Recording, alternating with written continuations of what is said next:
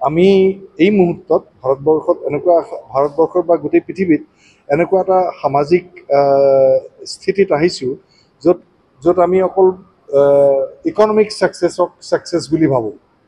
And I think that's A very ৰং thing. মই ভাবোঁ যে কলা আৰু ইকনমিক্স আৰু ছায়েন্সৰ এটা বেলেঞ্চ হ'ব লাগে। আৰু জুবিন গাৰ্গে এইটো কথা বুজাই থৈ গ'ল যে আমাৰ জীৱনৰ যিবিলাক মূল্যবোধ বা আমি যেতিয়া জীৱনত মিনিং বিচাৰোঁ যে আমি কেলৈ জীয়াই থাকোঁ, অকল ৰাতিপুৱা উঠি ৰবটৰ নিচিনা কাম কৰি পেলাই পইচাকেইটা ঘটি পেলাই জীয়াই থাকোঁ, নে তাৰ উদ্ধত কিবা আৰু মিনিং আছে।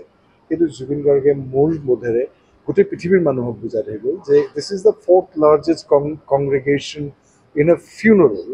চ' this is an exemplary event in the human history that Zubin has taught us that, hey, do your work, do your daily work, but also have some time for yourself, for your heart, to find meaning. Why are you living?